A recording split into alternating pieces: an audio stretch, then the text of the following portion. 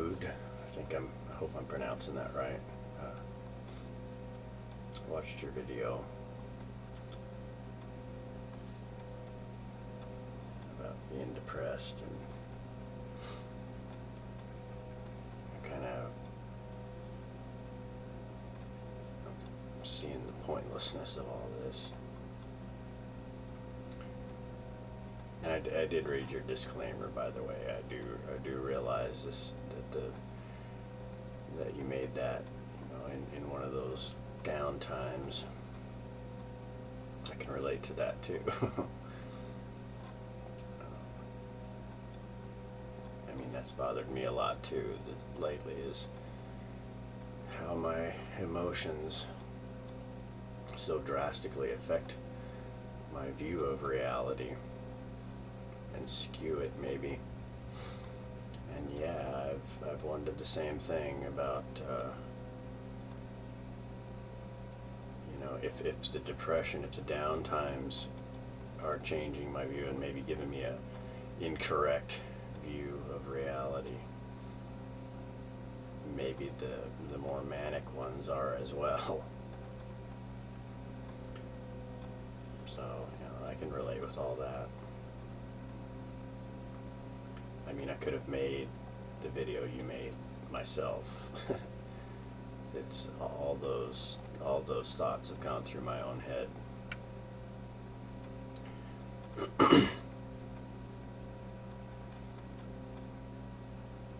And yeah, there is definitely an argument to be made philosophically for the pointlessness of this whole existence. I'm not going to be able to debate you on that. I'm not really here to making this video anyway to debate you at all, or to change your mind or cheer you up. I'm just giving my own thoughts on how I see it, I guess. When I was I guess about 26 or so, I ended up getting busted, for weed, and had to do like a month in jail. It was no big deal, but my first day, the first time I'd ever been in jail, I walked in the cell, and it was a novel place. It was something I had not seen or experienced before, and I was just kind of scoping it out and looking around and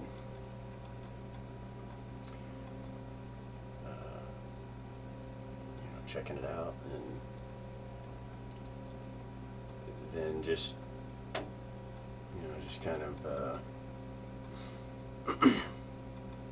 unconsciously, I guess, I just decided I was hungry and wanted something to eat, and turned around to the door and then realized I was in jail and couldn't leave. And, it really hit me then, is that it was only a jail, it was only a prison when I wanted to leave it. Until that point, it was just another room.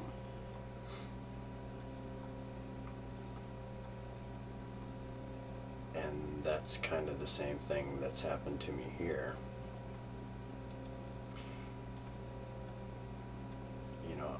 Like I've said before, I never really realized all this time that I had any form of mental illness or had any mental health issues. I just thought, that's me, that's the way I am.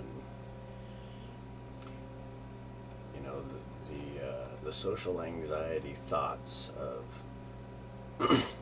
my perceptions of other people's view of me and everything, to me, weren't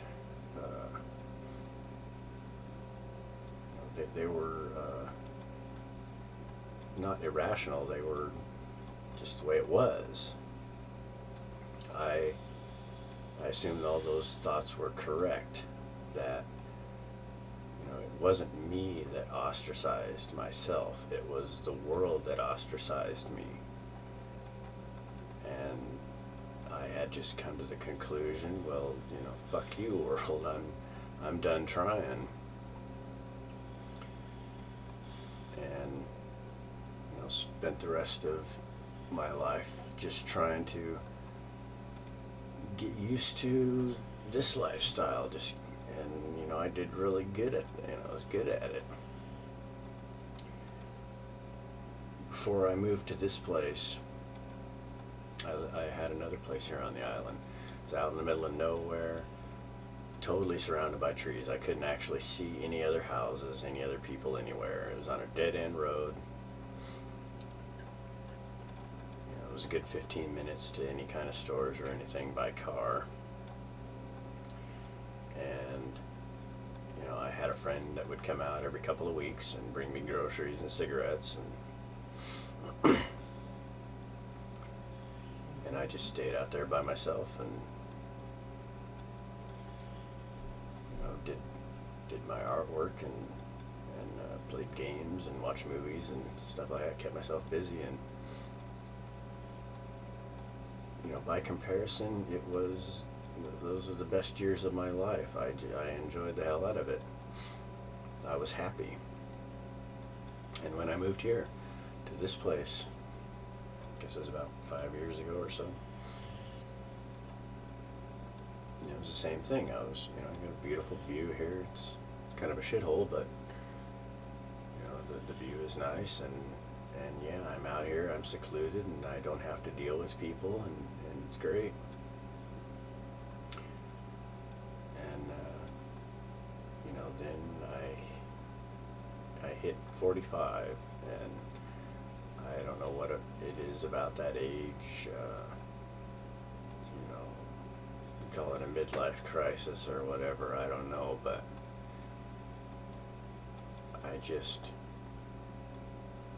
guess I just got bored of it. I got bored of doing the same old thing day after day. And just like in jail, I decided I wanted to leave. And all of a sudden, my little retreat became my prison. And since that time, I've been pacing my cage, pacing back and forth from the front window to the back window, doing that every day. I sat there for the longest time trying to figure out, what do I do now? I am stuck here. I realized just how trapped I was, and which, the ironic part about that was that's kind of the agoraphobic's fear anyway, is being trapped. And I had found myself in this ultimate trap that I had made myself.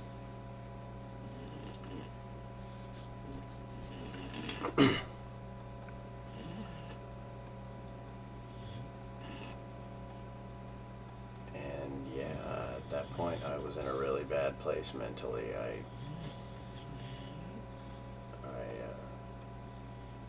I was not really suicidal. I was just trying to convince myself that maybe that might be the logical thing to do, because I just didn't want to keep doing this anymore. I didn't want to be trapped here anymore, but I didn't see a way out. I didn't think there was a way out.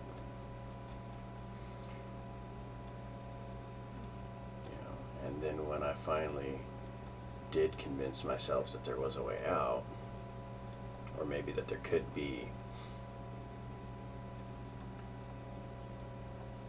then I started putting all my energy into doing that. But as far as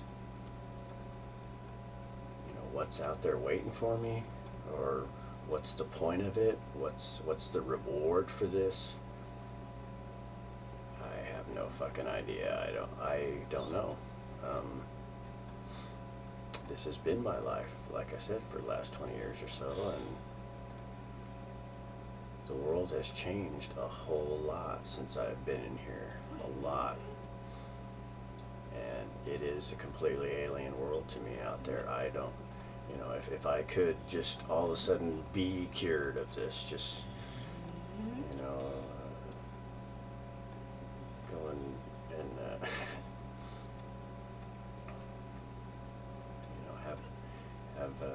go take the panic away course. It just disappears and I don't have this problem anymore. I don't really know what I would do then. I don't know what's next. I don't know if there is anything out there for me. I don't know if I'm jumping out of the pan into the fire. I'm gonna try and see and find out for myself.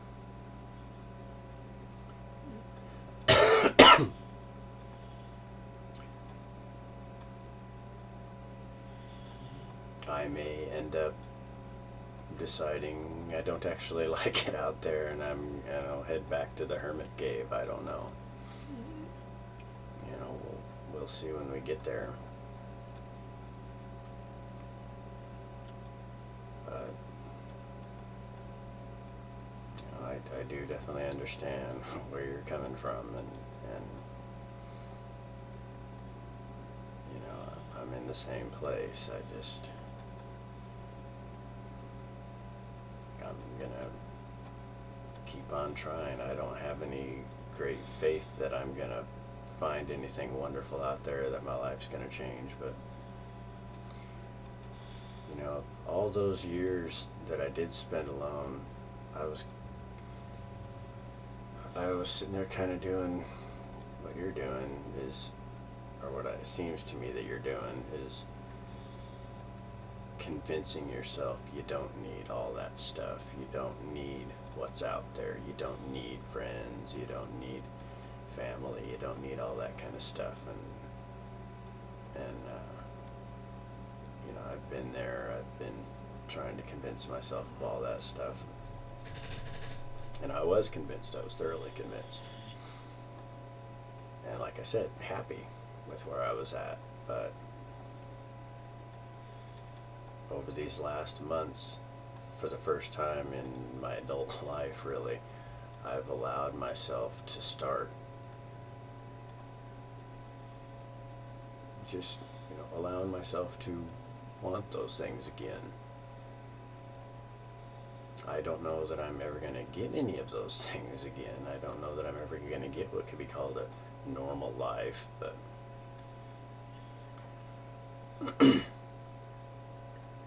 for the first time I've allowed myself to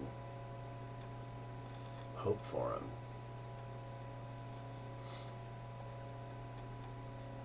And that in itself has been a good thing. It's been a good feeling. We'll see if anything comes out of it. Like I say, I don't know. I'd like to be able to tell you, just keep at it, and it's gonna get better. But I mean, I don't have a fucking clue. I'm in the same boat you're in, and in fact, I'm probably a bit behind you. I'll be asking you what it's like up ahead, because I have no idea. But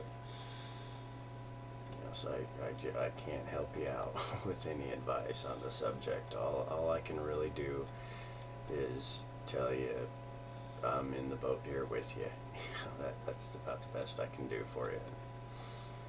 And I hope that's something. Because all the time I've spent watching your videos, I guess I've kind of become emotionally invested in the story, in your story, and I want to see it succeed. I want to see you find a new life, one that makes you happy. But I don't know, we'll just have to see. If that works out, I sure hope it does for you, and I hope it does for me. So